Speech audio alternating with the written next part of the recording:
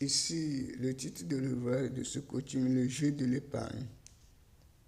Le jeu de l'épargne. Le jeu de l'épargne. Introduction. L'épargne est un élément très important dans la vie d'un travailleur, surtout les entrepreneurs libres et les petits entrepreneurs. Selon l'économiste Keynes, le revenu est égal à la consommation plus l'épargne. L'épargne est la quantité de monnaie qui reste après la consommation du revenu d'un jour ou d'une semaine ou de 2 semaines ou d'un mois. L'épargne est égale à la réserve des capitaux de monnaie d'un revenu d'un travailleur.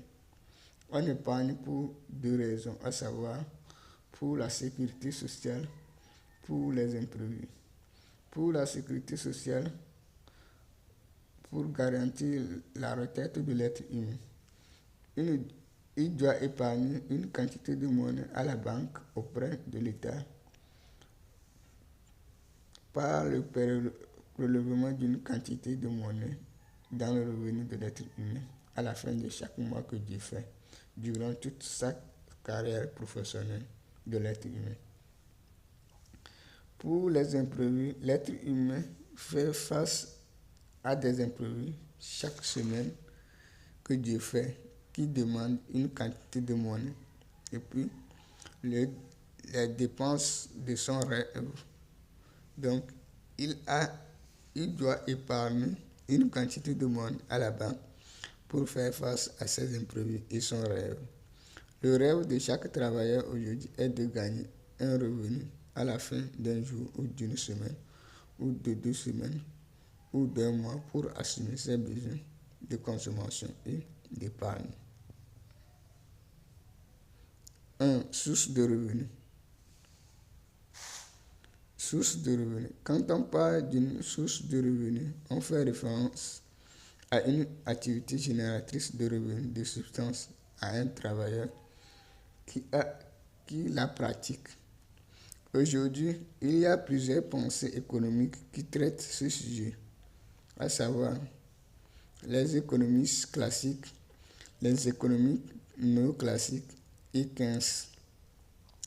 Selon les pensées des économistes classiques, le travailleur est payé à la fin d'un jour ou d'une semaine ou de 2 semaines ou d'un mois d'un travail rendu au client de son entreprise ou à une entreprise en fonction d'une quantité de monnaie, appelé revenu du jour ou revenu de la semaine ou revenu de 2 semaines ou revenu d'un mois.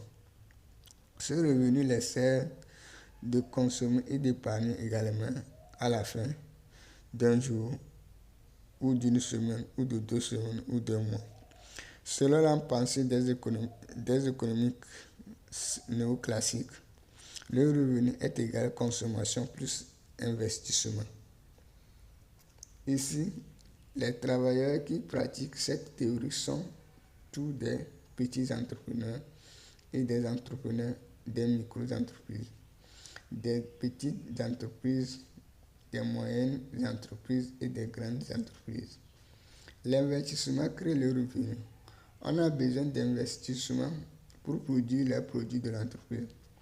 Après la vente des produits, on crée un chiffre d'affaires appelé revenu.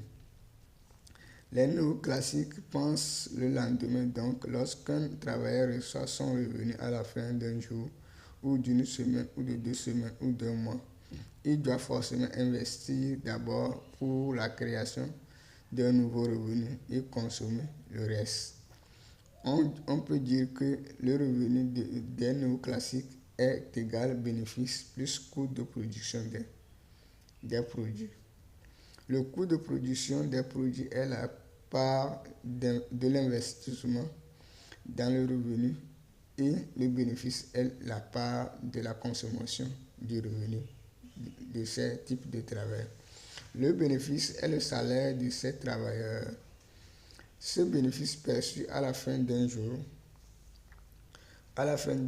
ou d'une semaine ou de 2 semaines ou d'un mois doit respecter la formule de l'économiste Keynes qui est le revenu, est égal consommation plus épargne.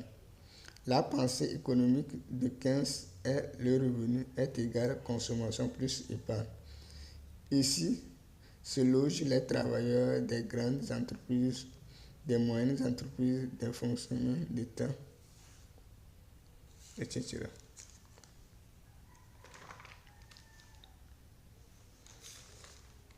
etc. Donc, dans le monde du travail, on a les trois pensées économiques qu'on voit aujourd'hui, les classiques, les néoclassiques et ceux de Keynes.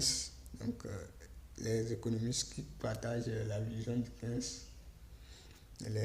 Donc, chaque travailleur a ses pensées, ou chaque localité a sa philosophie d'économie, donc qui les permet de créer de l'emploi ou soit de créer de la richesse.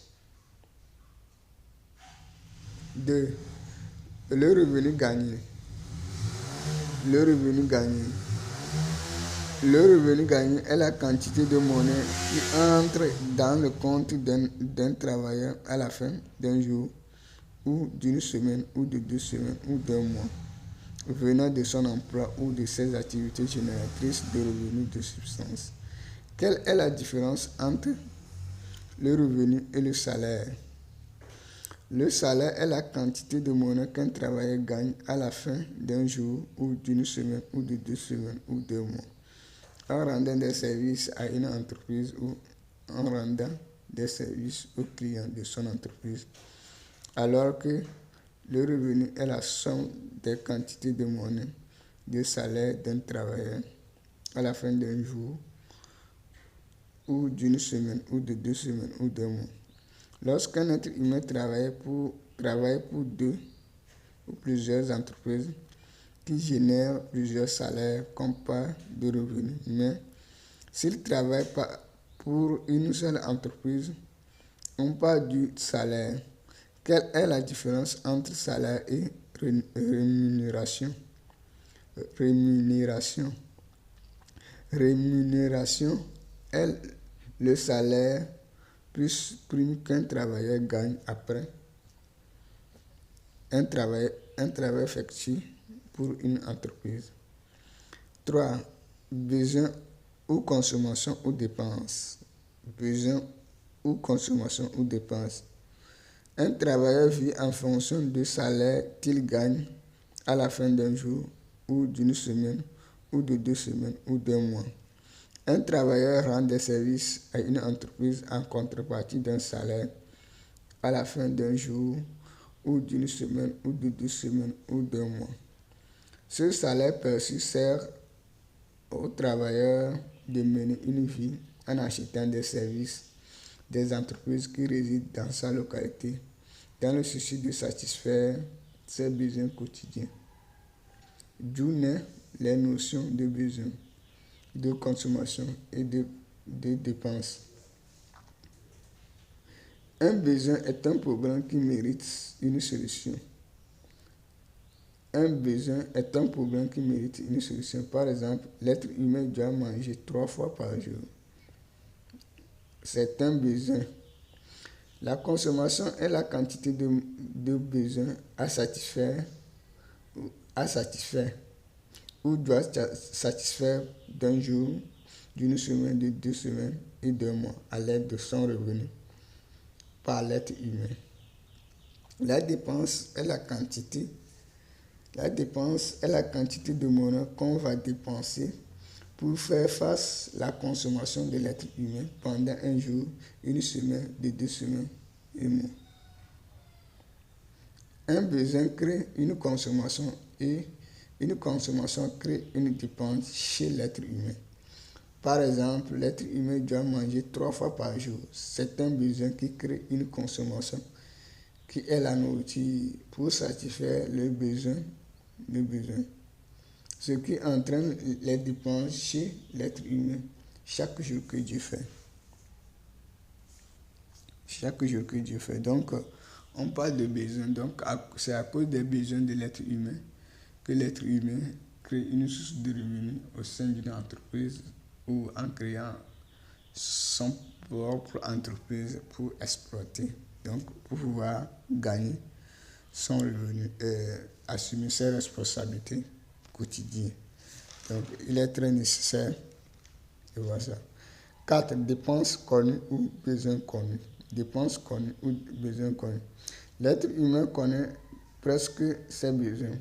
Les besoins connus créent les consommations connues qui engendrent les dépenses connues. Par exemple, l'être humain sait qu'il doit manger 3 fois par jour, se déplacer pour aller au service, payer les frais d'électricité, les frais de loyer, les frais de scolarisation de ses enfants, etc. Le salaire d'un travailleur est destiné à faire face aux besoins d'un jour, d'une semaine, de 2 semaines, d'un mois. On a les besoins connus d'un jour, les besoins d'une semaine, les besoins d'un mois. Par exemple, besoins connus d'un jour sont se nourrir, se vestir, se déplacer, etc. Besoins connus d'une semaine sont visiter une personne, aller à l'église, etc. Et besoins connus d'un mois sont les frais d'électricité, les frais d'eau, les frais de loyer, etc. Une partie du revenu de l'être humain doit couvrir les besoins connus de l'être humain. C'est les dépenses connues de l'être humain. Donc, ce qu'on connaît, donc déjà que ça va arriver, donc on se prépare pour ça. Donc, pour avoir un salaire, donc à moins que l'être humain est en chômage, donc s'il trouve une fonction qui va lui servir d'assumer les responsabilités de ses travailleurs. 5. Dépenses des imprévus. Dépenses des imprévus. Les imprévus sont les consommations qui ne sont pas connues par l'être humain. Par exemple, maladie, frais de réparation de son engin de déplacement, etc. etc. Ici, l'être humain utilise l'épargne de son revenu pour faire face à un imprévu qui surgit dans une journée, dans une semaine, dans 2 semaines et dans un mois. Voilà l'épargne est le résidu de la consommation. C'est-à-dire lorsqu'un travailleur gagne son salaire, il consomme une partie et il épargne le reste à la banque. L'épargne a pour but de faire face aux imprévus et de garantir la retraite de l'être humain. Donc la retraite de l'être humain. Donc donc ça veut dire que le salaire ou le revenu d'un travailleur doit couvrir les dépenses connues et les dépenses inconnues. Donc les imprévus. Donc les dépenses inconnues sont les imprévus de l'être humain. Donc il faudrait que l'être humain, durant quelques années, puisse se trouver un emploi équilibré. Donc lorsque l'être humain a un emploi équilibré, qu'il arrive à faire face à ces choses. Et donc, ces choses, donc l'épargne de l'être humain doit servir à l'être humain d'assumer les responsabilités des dépenses inconnues ou les imprévus et puis sa retraite. Donc, assurer sa retraite lorsqu'il n'aura plus l'énergie nécessaire pour travailler. Donc, ici, s'arrête sur le trouvaille de coutume, le jeu d'épargne. Le jeu d'épargne, comment un travailleur doit épargner pour faire face aux imprévus et aux charges de la retraite.